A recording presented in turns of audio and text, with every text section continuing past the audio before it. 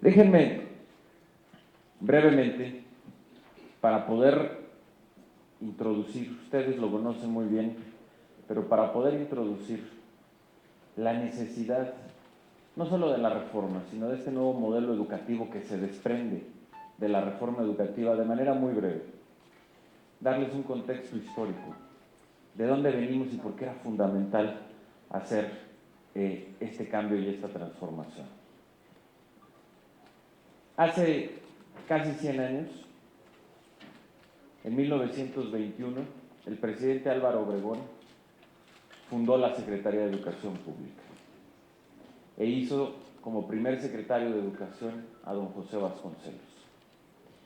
En esa época, que nuestro país estaba saliendo de la lucha armada, de la revolución, e iniciaba un proceso de pacificación, nuestro país solamente tenía 15 millones de habitantes. Y con 15 millones de habitantes, más del 70% de la población era analfabeta. Y únicamente el 30% de los niños iba a la escuela. Es decir, no existía en nuestro país un sistema de educación pública. Y en aquel momento, la utopía que tuvieron Obregón y Vasconcelos fue que en cada rincón de nuestro país pudiera haber una escuela y pudiera haber un maestro. A casi 100 años de distancia, hoy México tiene uno de los 5 sistemas de educación pública más grandes del mundo. En un país de 120 millones de habitantes tenemos un sistema educativo con 34 millones de alumnos, 2 millones de maestros y más de 260,000 planteles educativos por todo el país. La cobertura de educación básica es universal. La cobertura de educación media superior ya llegó al 80%. Y por cierto, cuando inició el gobierno del presidente Enrique Peña Nieto, la cobertura era tan solo del 64%. Ha sido un incremento de más de 15 puntos, el incremento más grande que ha habido en un sexenio en la cobertura de educación media superior. Y en educación superior ya tenemos una cobertura de 36%. Cuando inició la administración era de 30%. Eso que se logró, que fue un gran logro del México del siglo XX,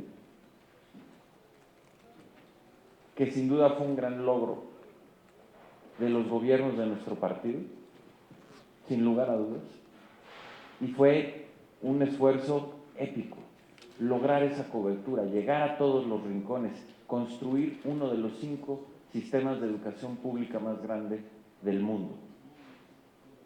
Sin embargo, a pesar de todo ello, y a pesar de ese éxito, entrado ya el siglo XXI, ese sistema educativo en muchos aspectos estaba agotado. Y tenemos que reconocerlo, en un sistema educativo que tenía muchísimas deficiencias.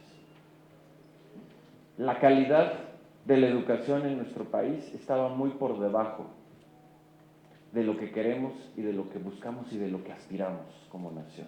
Y eso se puede medir de cualquier manera y de cualquier forma, con las pruebas nacionales, con las pruebas internacionales a los niños, con estudios de distinto tipo. Había que reconocerlo. Estaba agotada y la calidad de la educación ya no era lo que queríamos y lo que necesitábamos. Pero no solo eso. Otro tema fundamental, la equidad y la igualdad del sistema educativo también se había roto. Durante muchas décadas nuestro sistema educativo fue, sin lugar a dudas, un impulso social, una manera de construir una mejor vida y de ascender socialmente. Y el sistema educativo se agotó y en lugar de ser una palanca para romper con la desigualdad, se había convertido en un sistema que estaba perpetuando la desigualdad. Hay que decir las cosas como son, esa era la realidad de ese sistema educativo. Y por eso era fundamental una transformación muy profunda de todo el sistema educativo de nuestro país. Era un sistema, hay que decirlo también, que a lo largo del tiempo fue construyendo y fue teniendo muchos vicios. Fue un sistema que se fue haciendo altamente clientelar y corporativo. Y el Estado fue perdiendo la rectoría en la materia educativa. Y durante los gobiernos del PAN, este problema se agudizó. y entregaron la educación pública, entregaron la educación de los niños y de las niñas de México. Y ese sistema educativo quedó capturado. Y con eso viene un deterioro muy grande de las escuelas.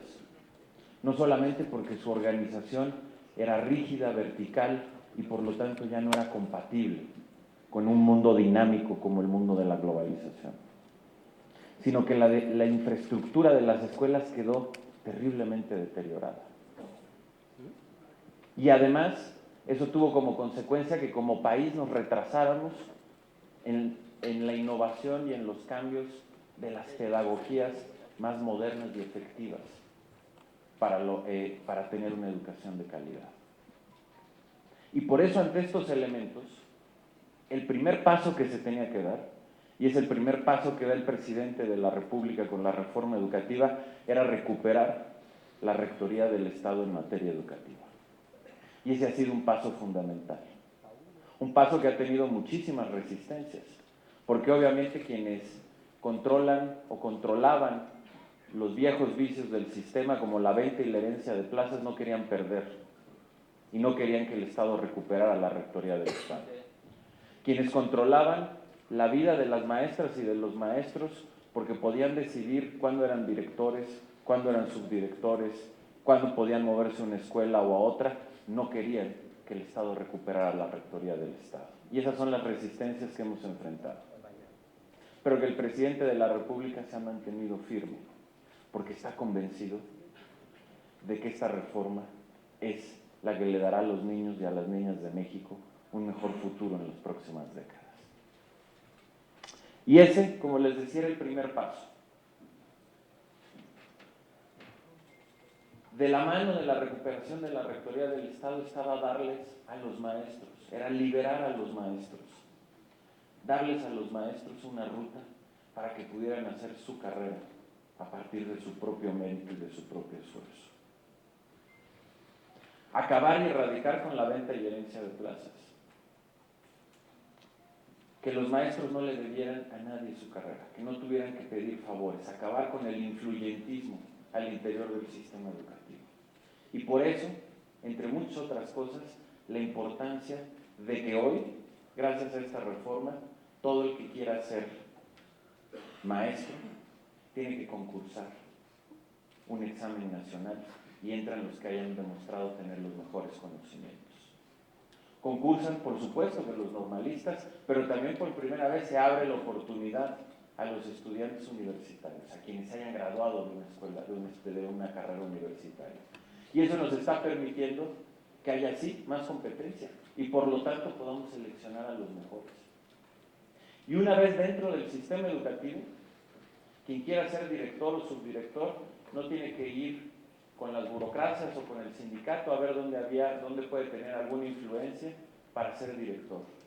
La plaza, conforme se van liberando esas plazas y se van retirando los directores y los supervisores, se ponen a concurso.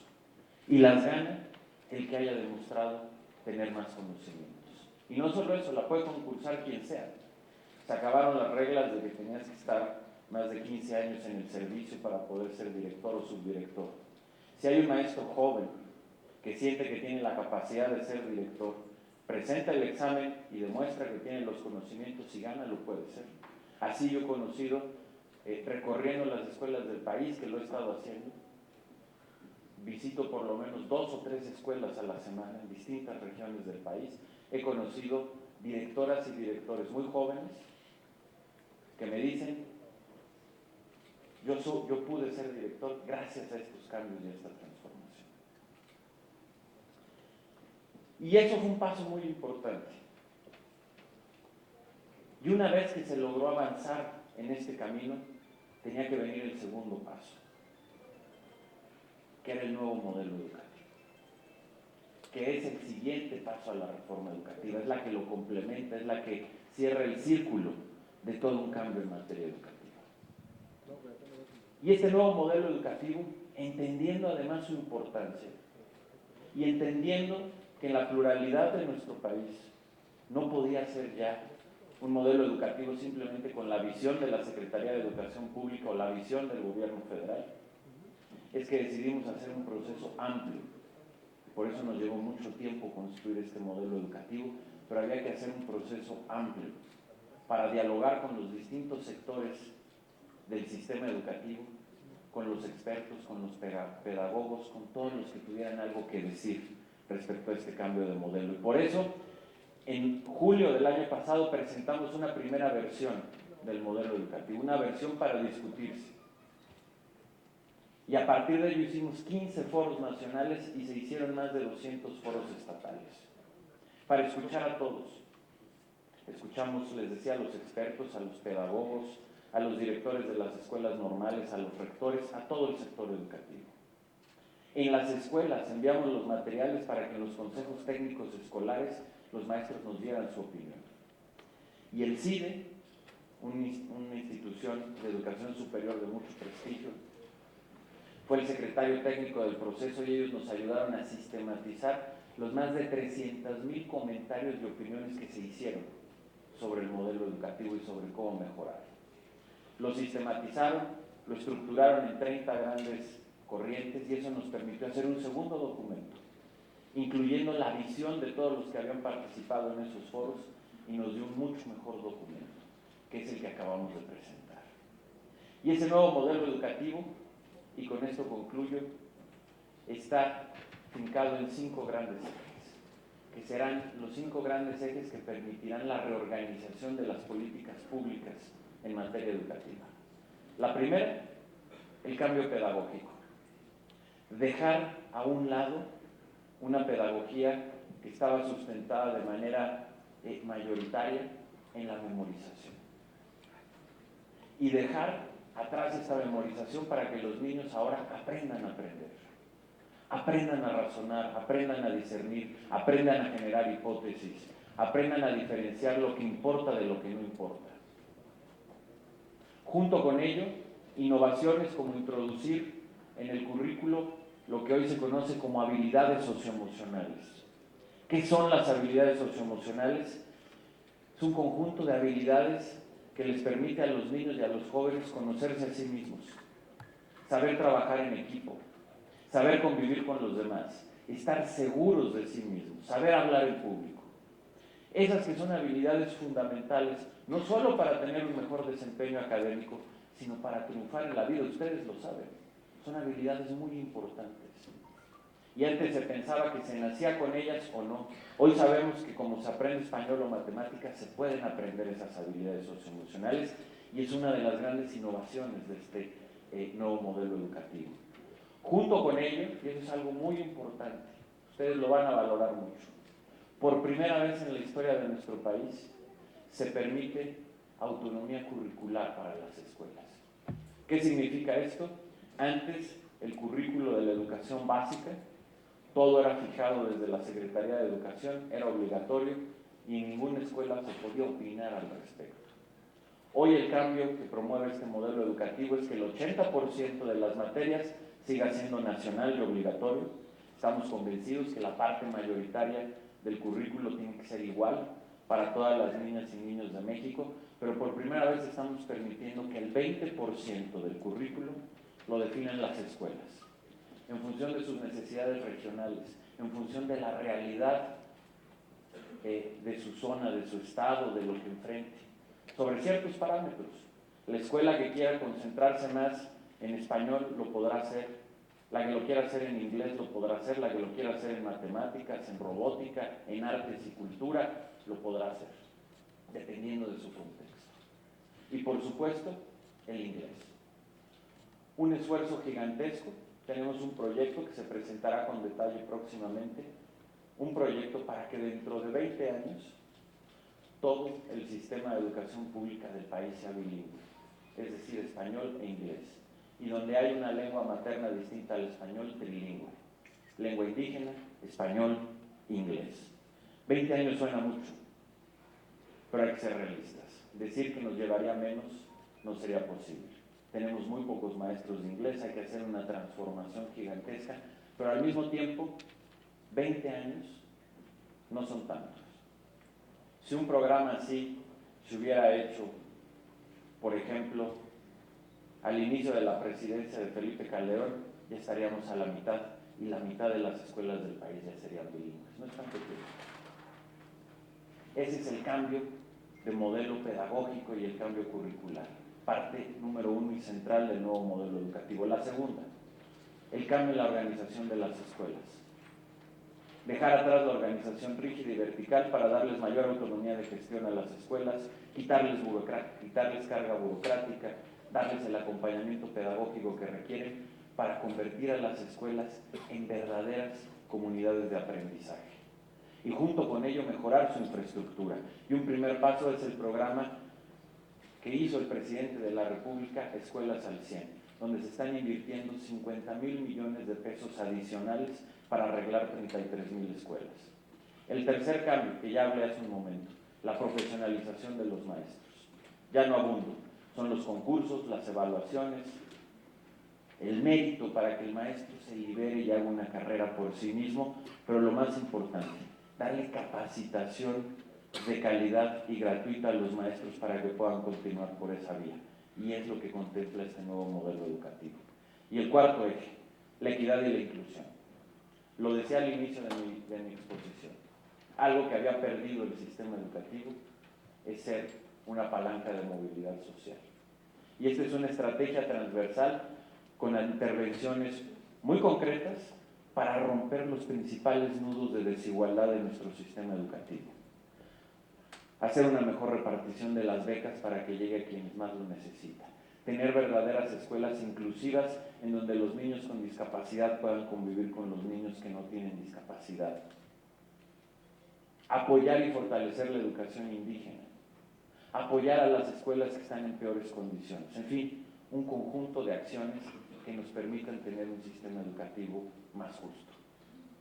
Con este cambio, y concluyo, con la recuperación de la Rectoría del Estado, con un cambio en el modelo pedagógico para que los niños aprendan a aprender y a no memorizar, cambiar la organización de las escuelas para que se conviertan en verdaderas comunidades de aprendizaje, profesionalizar a los maestros para que puedan hacer su carrera a partir del mérito y sean mejores en las aulas, y escuelas incluyentes e inclusivas. Con esos 5 pasos, el presidente de la República y todos ustedes están siendo parte del cambio y de la transformación educativa más grande y profunda en muchísimas décadas, y están siendo parte de la formación del proyecto de país más importante que tiene México.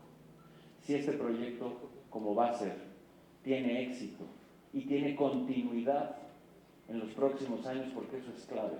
Ningún país que hoy lo vemos con tanta admiración como Corea, como Vietnam, como Finlandia, que hoy tienen grandes sistemas educativos, han logrado estas metas sin continuidad. Si este proyecto tiene esta continuidad y tiene éxito, vamos a ver la transformación más grande de México, porque vamos a tener una educación de calidad, con equidad, y vamos a tener mexicanos que van a triunfar aquí o en cualquier lugar del mundo, que van a tener las habilidades para que México se convierta en uno de los países más importantes del siglo XXI. Muchas gracias a todos. Gracias por